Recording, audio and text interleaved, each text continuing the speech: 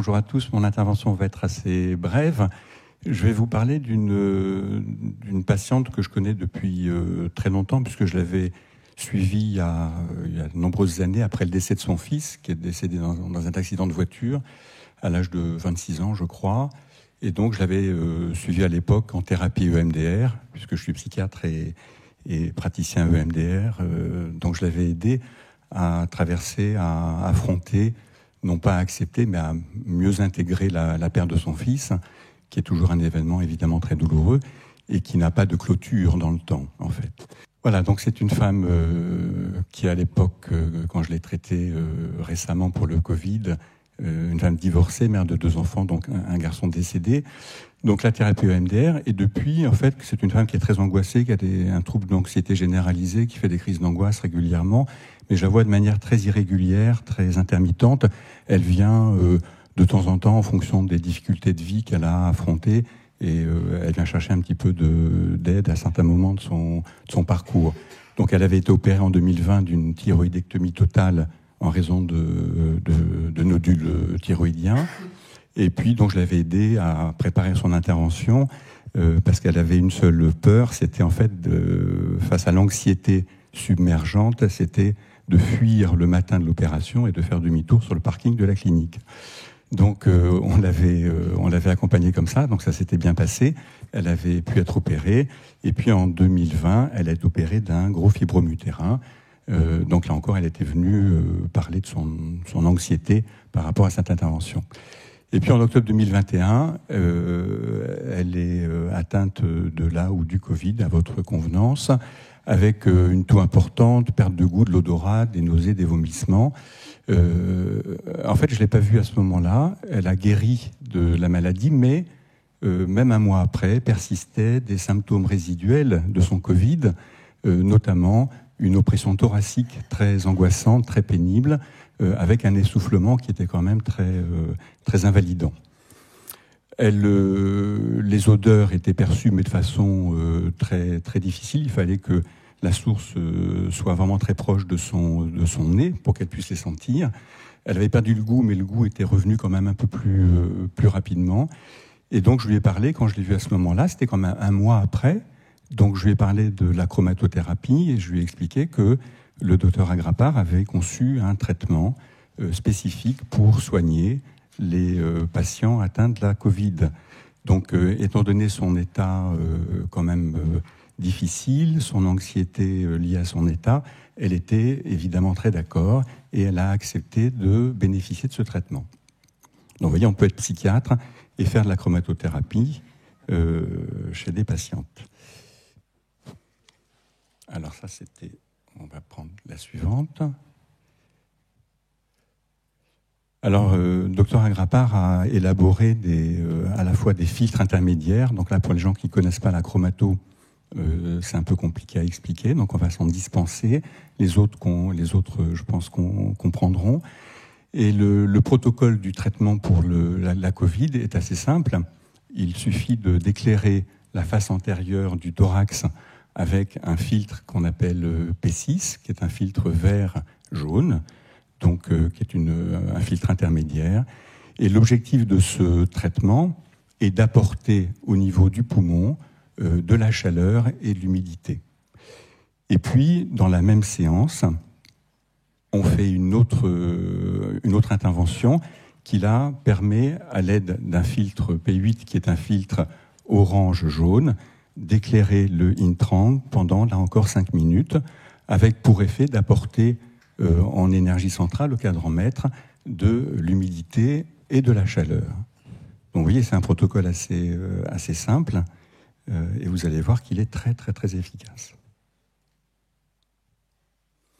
Alors en effet, les résultats ont été spectaculaires, c'est-à-dire que le soir même de la séance, elle a été très nettement moins essoufflée. Le lendemain, elle décrivait une quasi-disparition de son oppression thoracique et de son essoufflement, et donc une amélioration qu'elle estimait à peu près à 75% par rapport à l'état initial. Et dès le lendemain de la séance, elle a pu ressentir une odeur venant de quelque chose qui était beaucoup plus éloigné que ce qu'elle avait l'habitude de pouvoir percevoir les jours précédents.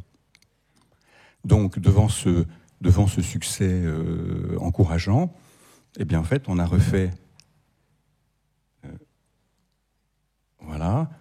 On a refait une deuxième séance, une semaine plus tard, à l'identique, avec comme conséquence une disparition totale de ces symptômes respiratoires. Mais, voilà, le but de mon intervention, c'est que ce traitement efficace par rapport aux symptômes de la Covid, en fait, se sont accompagnés d'un effet secondaire que je n'avais pas anticipé, qui a été une crise d'angoisse majeure la nuit, qui a suivi la deuxième intervention. Alors l'hypothèse que j'ai faite, c'est que comme c'est une patiente anxieuse qui a l'habitude de faire des crises d'angoisse, eh bien j'ai fait l'hypothèse que la chromatothérapie, qui a apporté de l'humidité au cadran-mètre, en fait a majoré son traitement, son terrain, son déséquilibre de terrain initial, qui était, l'hypothèse était qu'elle avait un terrain humide et que le traitement par chromatothérapie, en fait, a fait flamber son humidité et a abouti à une crise d'angoisse importante. Alors ça, c'est une hypothèse, il faut la tester, enfin, il faut la confirmer, et parce que l'anxiété, les épisodes dépressifs, on peut très bien les voir chez des patients qui ont un déséquilibre avec un excès d'humidité, mais aussi de sécheresse ou de froid, par exemple.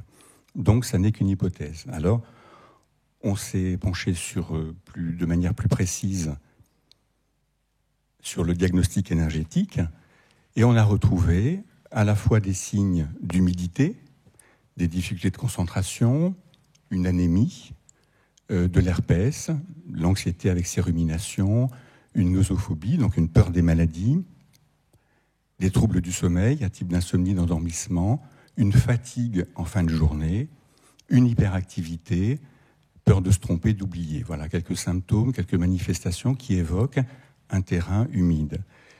Et puis également des signes de froid, sensation d'être vite rassasié, des gaz, des ballonnements, des antécédents de fausses couches, un fibrome utérin qui a été opéré, une frilosité, un hiver mal supporté, une fatigue matinale, et puis des opérations, des anesthésies, qui rajoutent du froid. Quasiment pas de symptômes de sécheresse, rien au niveau de la chaleur, et puis au niveau hépatique, des vertiges et des nausées. Alors, évidemment, elle a eu une crise d'angoisse importante, un terrain humide, prédominant, donc je lui ai proposé de faire quelques séances de chromato pour améliorer son équilibre énergétique.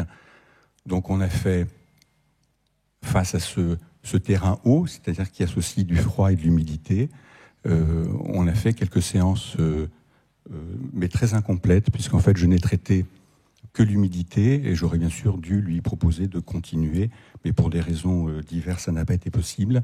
Donc on a fait 3 séances, ou 4 séances, une neutralisation par les méridiens de régulation, donc une neutralisation de l'humidité, pour transformer l'humidité en sécheresse, donc avec 4 points sur les méridiens de régulation, triple réchauffeur et foie. L'effet de cette première séance a été bénéfique, elle s'est sentie allégée, elle a très bien dormi la nuit qui a suivi la séance, et elle a pu même, avant de s'endormir, avoir un petit rituel. Elle aime bien parler à son fils, elle a l'habitude de lui parler souvent, mais là, elle l'a fait d'une façon apaisée, voilà, sans pleurer, heureuse de pouvoir partager ce moment avec lui. Elle n'est pas dans un déni du décès, hein, mais elle a des ouvertures spirituelles qui font qu'elle parle régulièrement à son enfant. On a fait une deuxième séance de remplissage de rate. Bon, là, je passe parce que c'est pas très important. Et une autre séance avec une tonification de rate. Donc, un traitement très classique. Mais elle a été moins bien, plus triste, avec quelques pensées négatives, pessimistes. Alors, j'ai refait 2 autres séances en utilisant les méridiens de régulation. Et là, elle a été nettement mieux, très détendue. De nouveau, elle a bien dormi et pas d'angoisse. Donc ce traitement au total, en fait, ce traitement a pu, à la fois le traitement pour la Covid a été particulièrement utile, mais il a aggravé son déséquilibre énergétique en augmentant l'humidité centrale et avec pour effet une magnifique crise d'angoisse. Alors, les quelques séances de chromato ont permis d'augmenter son énergie sécheresse pour rééquilibrer son terrain. Il aurait fallu effectivement ensuite travailler avec l'excès de froid. Ce sera peut-être pour une autre fois. Alors, qu'est-ce qu'on peut conclure de ça ? En fait, c'est que comme tout acte thérapeutique, la chromatothérapie directe, puisque là il s'agit d'éclairer le thorax et d'éclairer le intrang, donc c'est une chromatothérapie directe. Pour ceux qui ne connaissent pas la chromato, on peut aussi utiliser la lumière, les couleurs, au niveau oculaire ou au niveau des points d'acupuncture, ce que j'ai fait lorsque j'ai fait les séances de chromatothérapie après. Alors, traiter une affection par la chromatothérapie directe, par exemple, on peut traiter une arthrose en éclairant un genou arthrosique, ou ici les poumons. Eh bien, ce traitement va induire non seulement une énergie locale, ce qui est l'effet recherché, mais également, ce traitement local va transmettre une information au niveau central qui correspond à l'énergie du cadran mètre. Et cette énergie qui va apparaître au niveau central peut venir soit améliorer, soit aggraver un terrain préexistant. Et quand on traite en local, on n'a pas toujours cette vision, cette pensée que le traitement local peut avoir un effet au niveau central. Donc voilà, cette petite présentation pour rappeler que tout traitement local peut avoir des effets généraux, des effets centraux, et que ça peut être une bonne chose peut-être de les anticiper, ce que je n'ai pas fait là du tout, alors que j'aurais dû, parce qu'elle était anxieuse, je savais qu'elle avait un terrain anxieux, et j'ai pas du tout. Mais qu'est-ce que j'aurais fait autrement ? Est-ce que j'aurais différé le traitement par la chromato pour d'abord traiter son terrain humide et dire non, vous restez essoufflé, vous gardez vos symptômes de Covid encore 15 jours, et puis on verra après. Non, de toute façon, il aurait fallu traiter le Covid d'abord, et puis il y a eu un effet, on l'a traité. Alors la balance bénéfice-risque avec la chromato n'est quand même pas une balance dangereuse. Elle penche évidemment quasiment toujours du côté des bénéfices. Mais les effets secondaires sont possibles, et il faut pouvoir simplement y penser et pouvoir y faire face. Voilà, merci pour votre attention.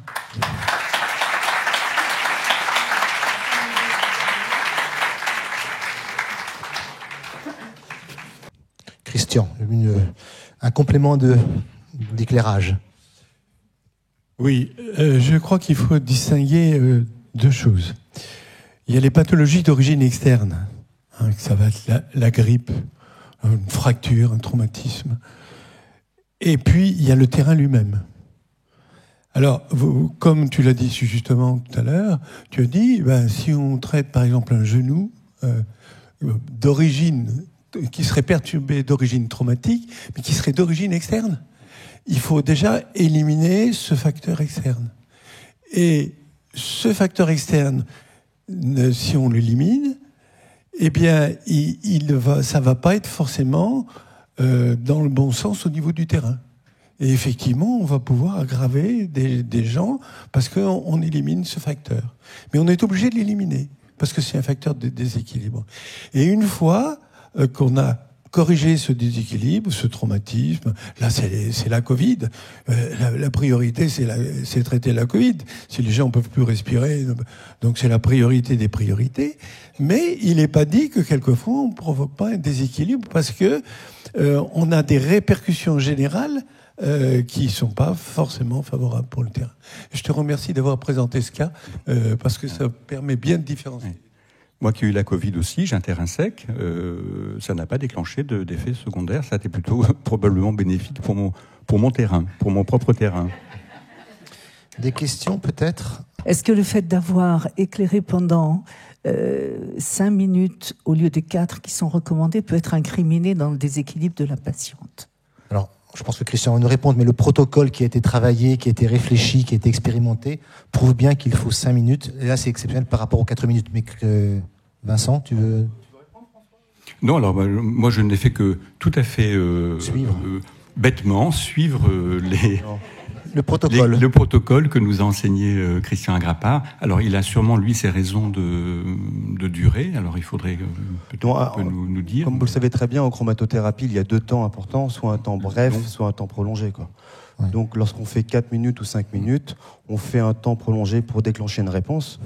Donc dans l'absolu, ça ne change pas grand-chose. Ça ne va pas complètement bouleverser le traitement, que tu rajoutes 1 minute ou pas. Par contre, au niveau du temps bref, oui. Si tu fais 3 minutes au lieu d'1. Oui, je sais que ce sont des filtres intermédiaires, oui. Comme on disait hier, François, oui, c'est vrai que avec les filtres intermédiaires, il est mieux de laisser une quinzaine de jours, parce que les filtres continuent à travailler. Voilà. Ouais. Mais ça, on apprend tous les jours. Voilà, ouais, on apprend tous les jours. Oui, bonjour. Bonjour. J'aimerais savoir si, justement, vous qui êtes psychiatre, quand on traite quelqu'un qui a vraiment un terrain fragile psychologiquement, est-ce que, localement, sur un trouble traumatique, est-ce qu'il ne vaut pas mieux d'abord s'occuper de rééquilibrer le terrain psychique ? Oui, ça paraît être... Quand il n'y a pas d'urgence par rapport à un traitement local, s'il y a un déséquilibre général, il vaut probablement peut-être mieux... oui et non, parce que Christian disait tout à l'heure, s'il y a une pathologie externe, il est mieux d'abord de l'éliminer. Donc, on pourrait discuter les deux points de vue. Oui, mais quand le psychisme psychique fragile est présent depuis quasiment toujours, et qu'il y a eu un événement traumatique il y a 10 ans, 15 ans, enfin... il est quand même conseillé de traiter l'événement traumatique, même s'il est très ancien. Non, au niveau, si quelqu'un a eu un accident, une fracture très ancienne ou une intervention chirurgicale, il pourrait être plutôt conseillé de traiter d'abord cet antécédent lointain traumatique et ensuite de traiter le terrain. Alors après, il faudrait comparer. Qu'est-ce qui se passerait si on traitait le terrain d'abord et ensuite la pathologie ancienne pour revenir ensuite au terrain? Peut-être que ce serait aussi... possible. François, donc, qu'est-ce qu'on pense? Il faut bien voir que si on laisse en place une pathologie d'origine externe, l'organisme ne réagit pas normalement. Donc il faut éliminer tout ce qui est facteur de parasite du traitement. Si vous avez un élément traumatique majeur, quand vous avez des gens qui ont une cicatrice transversale à la suite d'interventions chirurgicales au niveau abdominal, l'organisme ne réagit pas normalement parce qu'il est perturbé par cet élément. Donc si on veut vraiment avoir un traitement efficace, il faut éliminer tout ce qui est facteur de parasites au niveau du traitement. François, s'il y a des gens qui avaient des questions à te poser en dehors de la chirurgie, est-ce que tu as un site? Est-ce que tu as une possibilité de... C'est gentil. Merci Philippe de rappeler, de me donner cette possibilité. Oui, alors j'ai un site internet et une chaîne YouTube. Alors vous pouvez aller voir mes activités là sur mon site et ma chaîne YouTube. Ne concernent pas encore la chromatothérapie, mais tous les aspects psychotraumatiques liés aux abus sexuels et au deuil. Donc, si ça vous intéresse, vous pouvez aller taper sur YouTube, vous tapez mon nom. Et pareil, pour mon site internet, il y a des articles et des vidéos. Merci. Tu rappelles ton nom? François Louboff. Et ça s'écrit comment? Louboff, oui. Voilà. Alors, des questions rapides, si c'est possible. Ça sera très rapide. Dans ce cas-là, est-ce que on pourrait utiliser la chromato-oculaire pour gérer ou atténuer l'angoisse? Oui, alors probablement on aurait pu utiliser une chromato-oculaire. Très honnêtement, j'utilise pas la chromato-oculaire, j'utilise essentiellement la chromatoponcture, mais c'est une approche qui aurait été possible, oui, puisque le terrain humide, une fois qu'il a été confirmé, on aurait pu l'utiliser, ou peut-être aussi le Intrang, un autre. Oui. Merci. Tout ça est possible. Il y avait une deuxième question, Vincent, c'est ça? Moi, ma question, c'était justement par rapport à faire une autre couleur au niveau du Intrang. Peut-être qu'on aurait pu faire humidité-sécheresse, le vert bleu-vert. Voilà, c'était une question pour voir si ça pouvait aussi marcher combiné au traitement d'apport de chaleur au niveau du poumon. Oui, alors il faudrait faire les calculs et puis effectivement voir Je pense que la chromato ouvre beaucoup de possibilités. Je pense que chacun peut être amené à choisir des traitements qui lui paraissent les plus adaptés. Mais oui, tout ça est possible. Alors pour le Covid, là, on respecte le protocole. On peut pas du tout on peut pas prendre le risque de faire des choses qu'on n'a pas du tout travaillé ni préparé. Donc là, on est vraiment tenu de respecter on sait que ça marche et on doit utiliser ce dont on sait que ça marche. Voilà ce qui marche. Hein. Donc, je propose après il pose des questions à 10h30. Par rapport au bleu vert, oui, pour le Covid, c'est pas du tout une bonne idée parce que tu vas quand même apporter du froid et de la sécheresse en même temps que de la chaleur et de l'humidité, donc ça peut être dangereux. Par contre, en second temps, tu aurais pu faire du bleu vert. Oui. Vu ce que tu as fait, ça a très bien fonctionné, c'est le principal. Et comme tu le disais très bien, il n'y a pas une solution, on a toujours de nombreux cheminements. C'est la réponse clinique qui compte. Merci François.